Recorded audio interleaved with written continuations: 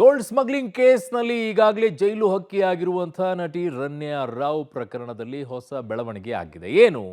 ಜೈಲಿನಲ್ಲಿ ಇದ್ದುಕೊಂಡೇ ಜೈಲಾಧಿಕಾರಿಗಳ ಮೂಲಕವಾಗಿ ಒಂದು ಪತ್ರವನ್ನ ಬರೆದಿದ್ದಾರೆ ಡಿಆರ್ಐ ಅಧಿಕಾರಿಗಳಿಗೆ. ಏನಾ ಪತ್ರ? ಬಹಳಷ್ಟು ವಿಚಾರಗಳು ಅದರಲ್ಲಿ ಉಲ್ಲೇಖವಾಗಿದೆ. ಏನು ಹೇಳ್ತಾ ಇದ್ದಾರೆ? ಅದರ ಡೀಟೇಲ್ಸ್ ಇಲ್ಲಿದೆ ನೋಡಿ. ನಟಿ Ranya Rao gold smuggling case.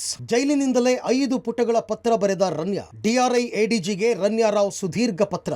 Ranya Rao ಬರೆದಿರೋ ಪತ್ರ ಪಬ್ಲಿಕ್ ಟಿವಿಗೆ ಲಭ್ಯ. ಗೋಲ್ಡ್ ಸ್ಮಗ್ಲಿಂಗ್ ಕೇಸ್ನಲ್ಲಿ ನಟಿ ರನ್ಯಾ ರಾವ್ ತಗ್ಲಾಕೊಂಡು ಪರಪ್ಪನ ಅಗ್ರಹಾರದಲ್ಲಿ ಜೈಲಿನ ಕಂಬಿ ಎಣಿಸ್ತಾ ಇದ್ದಾರೆ. ಇನ್ನು ಪ್ರಕರಣ ಸಂಬಂಧ ದಿನಕ್ಕೊಂದು ಸ್ಫೋಟಕ ಮಾಹಿತಿಗಳು ಹೊರಬೀಳ್ತಾ ಇವೆ.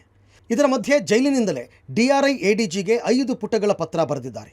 ಈ ಪ್ರಕರಣದಲ್ಲಿ ನಾನೊಬ್ಬಳು ಅಮಾಯಕಿ, ಸುಳ್ಳು ಆರೋಪಗಳನ್ನು ಮಾಡಲಾಗ್ತಾ ಇದೆ ಅಂತ ಹೇಳುವ ಮೂಲಕ ದೀರ್ಘ ಪತ್ರವೊಂದನ್ನು ರನ್ಯಾ ಬರೆದಿದ್ದಾರೆ.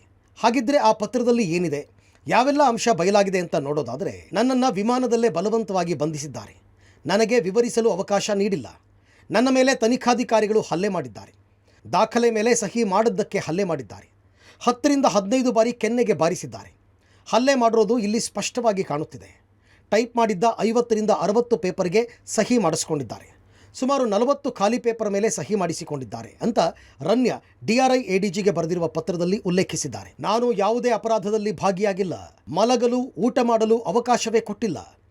ಇದೊಂದು ಕಡೆಯಾದರೆ, ಇನ್ನೊಂದು ಕಡೆ ನಾನು ಯಾವುದೇ ಅಪರಾಧದಲ್ಲಿ ಭಾಗಿಯಾಗಿಲ್ಲ ಎಂದಿರೋ ರನ್ಯಾ ಡಿಆರ್ಐ ಅಧಿಕಾರಿಗಳ ಮೇಲೆ ಮತ್ತಷ್ಟು ಆರೋಪಗಳನ್ನು ಮಾಡಿದ್ದಾರೆ. ನಿದ್ದೆ ಊಟಕ್ಕೂ ಅವಕಾಶ ಕೊಟ್ಟಿಲ್ಲ. ಮಾರ್ಚ್ 3ರ ಸಂಜೆ 6:45ಕ್ಕೆ ನನ್ನನ್ನು ವಶಕ್ಕೆ ಪಡೆದರು. ಮಾರ್ಚ್ 4ರ ರಾತ್ರಿ 7:30ಕ್ಕೆ ಜಡ್ಜ್ ಮುಂದೆ ಹಾಜರುಪಡಿಸಿದರು. ಅಲ್ಲಿವರೆಗೂ ನನಗೆ ಮಲಗಲು ಅವಕಾಶ ನೀಡಿಲ್ಲ, ಊಟ ಮಾಡುವುದಕ್ಕೂ ನನಗೆ ಅವಕಾಶವೇ ಕೊಡಲಿಲ್ಲ, ಮಹಜರ್ ಮಾಡಿಲ್ಲ ಮತ್ತು ಯಾವುದೇ ಸರ್ಚ್ ಮಾಡಿಲ್ಲ. ದೆಹಲಿಯಿಂದ ಬಂದ ಅಧಿಕಾರಿಗಳು ಕೆಲವು ಪ್ರಯಾಣಿಕರನ್ನು ರಕ್ಷಿಸಿ ನನ್ನನ್ನು ಸಿಲುಕಿಸಿದ್ದಾರೆ. ಜಡ್ಜ್ ಮನೆಗೆ ಕರೆದೊಯ್ಯುವಾಗಲೂ ನನ್ನ ಮೇಲೆ ಹಲ್ಲೆ ಮಾಡಿದ್ದಾರೆ. ಡಿಆರ್ಐ ಅಧಿಕಾರಿಗಳ ವಿರುದ್ಧ ಎಡಿಜಿಗೆ ಉಲ್ಲೇಖಿಸಿ ಆರೋಪ, ನನ್ನ ಕುಟುಂಬದವರ ಹೆಸರು ತರುವ ಬೆದರಿಕೆ ಒಡ್ಡಿದ್ದಾರೆ ಅಂತ ರನ್ಯಾ ರಾವ್ ಪತ್ರದಲ್ಲಿ ಉಲ್ಲೇಖಿಸಿ ಡಿಆರ್ಐ ಎಡಿಜಿಗೆ ತಿಳಿಸಿದ್ದಾರೆ. ಡಿಆರ್ಐ ಎದುರು ತರುಣ್ ರಾಜ್ ಸ್ಫೋಟಕ ಸತ್ಯ, ದುಬೈ ಸ್ಮಗ್ಲರ್ಸ್ನಿಂದ ನಾವು ಮೋಸ ಹೋಗಿದ್ದೇವೆ. ಇನ್ನು ಈ ಎಲ್ಲ ಬೆಳವಣಿಗೆಗಳ ಮಧ್ಯೆ ಪ್ರಕರಣದ A2 ತರುಣ್ ರಾಜ್ ಡಿಆರ್ಐ ಅಧಿಕಾರಿಗಳ ಎದುರು ಸ್ಫೋಟಕ ಸತ್ಯವೊಂದನ್ನು ಬಾಯ್ಬಿಟ್ಟಿದ್ದಾರೆ. ದುಬೈ ಸ್ಮಗ್ಲರ್ನಿಂದ ನಾನು ಮತ್ತು ರನ್ಯಾ ಹಲವು ಬಾರಿ ಮೋಸ ಹೋಗಿದ್ದೇವೆ.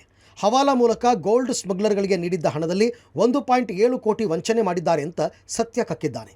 ಇನ್ನು ರನ್ಯಾ ಆರಂಭಿಸಿದ್ದ ಕಂಪನಿಯಲ್ಲಿ ರನ್ಯಾರದ್ದೇ ಬಹುದೊಡ್ಡ ಪಾಲು ಇದೆ, ನಾನು ಸಣ್ಣ ಪ್ರಮಾಣದ ಪಾಲು ಹೊಂದಿದ್ದೆ ಅಷ್ಟೇ ಅಂತ ತರುಣ್ ಹೇಳಿಕೆ ನೀಡಿದ್ದಾರೆ. ಒಟ್ಟಾರೆ ಚಿನ್ನದ ಬೇಟೆಯಾಡಿರುವ ಡಿಆರ್ಐ ಅಧಿಕಾರಿಗಳು ತನಿಖೆಯನ್ನು ತೀವ್ರಗೊಳಿಸಿದ್ದಾರೆ. ದಿನಕ್ಕೊಂದು ಸ್ಫೋಟಕ ಮಾಹಿತಿ ಹೊರಬೀಳ್ತಾ ಇದೆ. ಇತ್ತ ರನ್ಯಾ ಬರೆದಿರುವ ಲೆಟರ್ನಿಂದ ಯಾರ್ಯಾರಿಗೆಲ್ಲ ಸಂಕಷ್ಟ ಕಾದಿದೆ, ಕಾದು ನೋಡಬೇಕಿದೆ. Bureau report, public TV.